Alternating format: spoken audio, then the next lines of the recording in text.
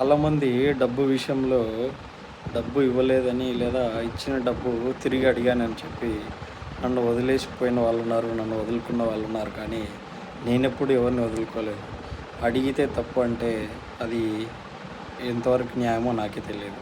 నాకున్న ఒకే ఒక హ్యాబిట్, పలానా డేట్కి లేదా పలానా టైంకి ఇస్తాను అని ఎవరైనా చెప్తే కనుక ఖచ్చితంగా ఆ డేట్కి అడుగుతాను. ఎందుకంటే పలానా డేట్‌కి చెప్పాడు అంటే వాడు నమ్మకంతోనే చెప్పింటాడు. లేదంటే ఆమె, అతను ఎవరైనా సరే పలానా డేట్‌కి ఇస్తాను అని చెప్పాడంటే ఆ టైంకి ఎలాగైనా సరే అడ్జస్ట్ చేసి ఇస్తాము. లేదా ఆ టైంకి మాకు డబ్బులొస్తుంది అని మాత్రమే చెప్పింటారు కదా! అది గుర్తుంటది కదా! మనం చేసే వరకు వాళ్ళు పట్టించుకోరనమాట. ఆ రోజు వరకు కాకుండా 1, 2 రోజులు చూసి మరి "ఏమిరా డబ్బులు ఇవ్వలేదు" అని అడిగితే గనక అది తప్పొస్తది. ఎందుకంటే డబ్బు చాలా చెడ్డది. మనిషి మంచోడే అంట. డబ్బు మనిషిని చాలా చెడ్డవాడిని చేస్తది. నేను ఒకరు కాదు, ఇద్దరు కాదు, ఒకసారి కాదు, 2 సార్లు కాదు. చాలామంది విషయంలో చూశాను కాబట్టి చెప్తున్నాను. నన్ను చాలామంది తప్పుగా అర్థం చేసుకుంటారు. ఎందుకంటే నాకు కూడా డబ్బులు అవసరమే కదా! ఆ! నేనేమన్నా జమీందారు కొడుకునా? ఒక పేదవాని కొడుకుని. డబ్బులు సంపాదించడం కష్టంతో కూడుకున్న పని అందరికీ తెలుసు. నా తండ్రి నా చిన్నప్పుడే పోతే ఎంతో కసిగా పెరిగాను. డబ్బులు సంపాదిస్తేనే మనకు ఒక గౌరవం ఉంటుందనుకున్నాను.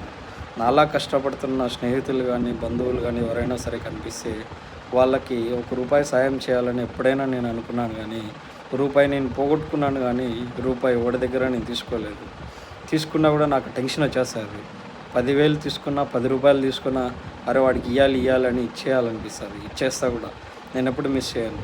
అలాగే నాది డబ్బులు ఇచ్చాను అనుకోండి, నాకు ఇప్పించుకోవాలని ఉంటుంది. ఎందుకంటే కష్టపడిన రూపాయి ఇప్పుడు నీకు అవసరపడిందంటే నీలాంటి వాడికి ఇంకొకరికి అవసరం అవుతుంది కదా! అలాంటప్పుడు ఇవ్వడానికైనా నా దగ్గర ఉండాలి కదా! అది ఆలోచించకుండా డబ్బులు అడిగానని చెప్పి చాలామంది తప్పుగా అనుకొని, స్నేహితులు కావచ్చు, బంధువులు కావచ్చు, తెలిసిన వాళ్ళు కావచ్చు, చాలామంది తప్పుగా అనుకొని దూరం అయిపోయారనమాట. పోనీ దూరం అయిపోయి డబ్బులు ఇచ్చారంటే అది లేదు. డబ్బులు పోయింది, మనిషి పోయినాడు. అంటే డబ్బులతో పాటు మనిషి పోయింది అనుకోవాలా? మనిషి వల్ల డబ్బులు పోయింది అనుకోవాలా? డబ్బుల వల్ల మనిషి పోయినాడా అర్థం కావట్లేదనమాట. అంటే ఇంత మూర్ఖంగా ఉండే మనుషుల మధ్య మనము ఎలా నెట్టుకు రావాలి?